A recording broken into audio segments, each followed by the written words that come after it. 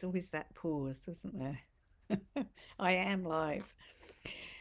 So I have been very much out of action in this group with my lives. I have been very aware of not staying accountable, which is something that I've been sharing with you. And more recently, I have been questioning how I feel about Facebook, how I feel about trying to keep up with my posting, keeping up with sharing stuff. And I have been challenged myself in another setting in terms of that connection and that community. And those of you who have been following some of my more recent posts will have seen the focus on community and collaboration and connection. And that has been absolutely the driving force behind my business since I was mandated out of my job, excluded from a community that I thought I belonged in. And I did a massive pivot and started providing online coaching, online psychological services for people who were in desperate need, who'd been sacked by their psychologists, who'd been shunned from all sorts of situations. And what it did for me, what that time did for me, was it cemented that appreciation for, excuse me, being distracted by other people, not putting them above my own needs, but using it as a way to get through a very challenging experience for myself.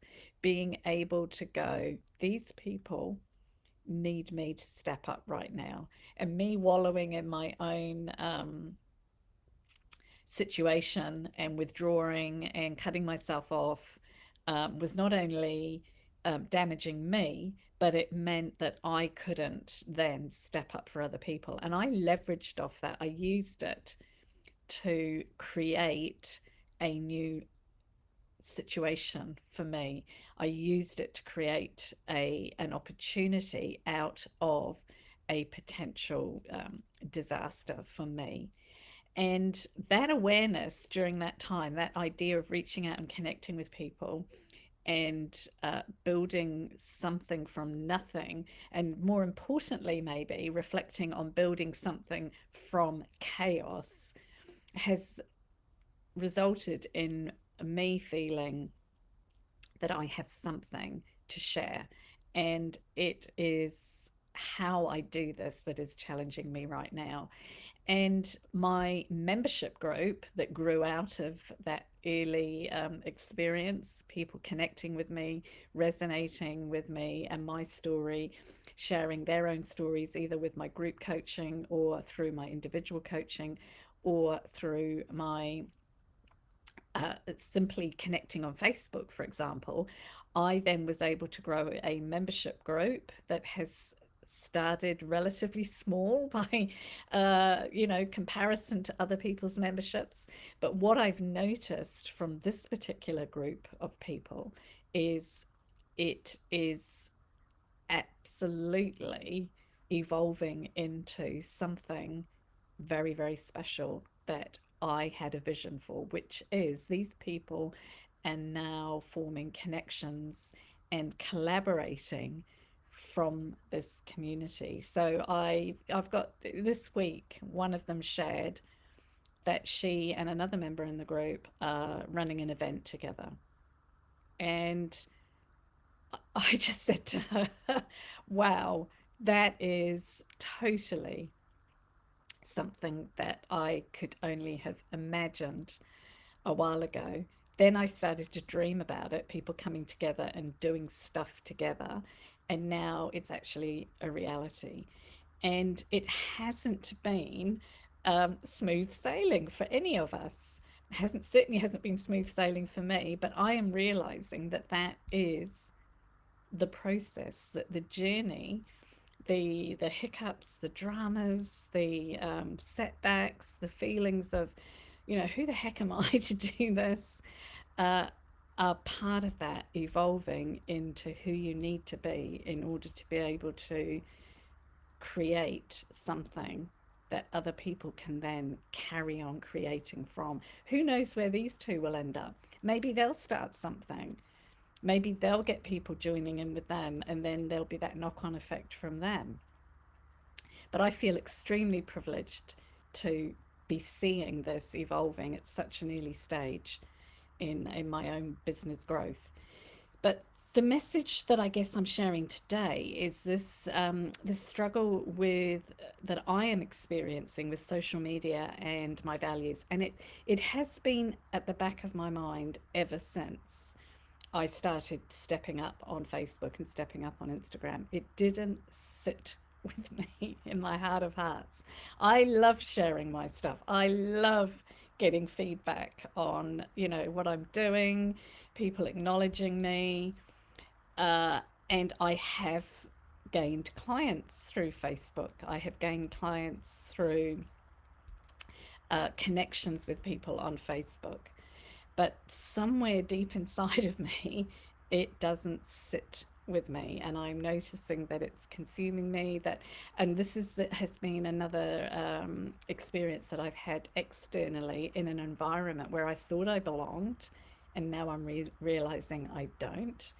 And I'm challenging myself to look at my own criteria for that sense of belonging. The community. Do I feel safe? Do I feel able to be myself? Do I feel that I'm contributing and collaborating? And do I feel a deep sense of connection?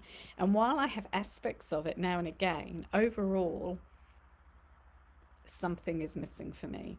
And the focus that I have been channeling that energy into is my off Facebook, off social media community that is on the platform that I'm running my business from. And that is purely my stuff and the people in that community, their stuff. Anything they want to share, they can share. Anything that I am, the resources, the videos, the connection that I can create through that, using my stuff and access to my courses and my material. And while initially it was that sense of control, so that if Facebook or Instagram collapse, I don't lose those connections.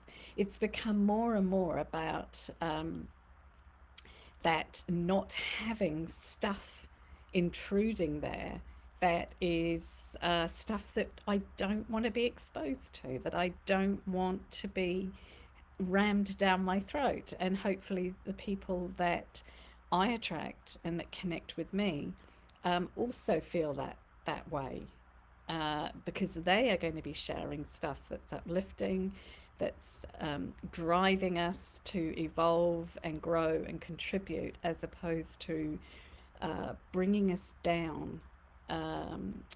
I've had people say in the past, oh, you've got to face reality and don't put your head in the sand.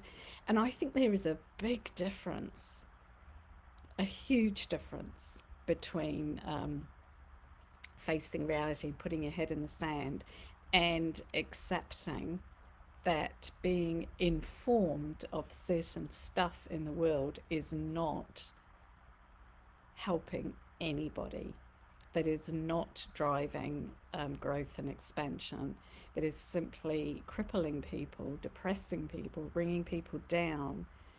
And we know the more we focus on stuff that we don't want, the more we attract it into our life.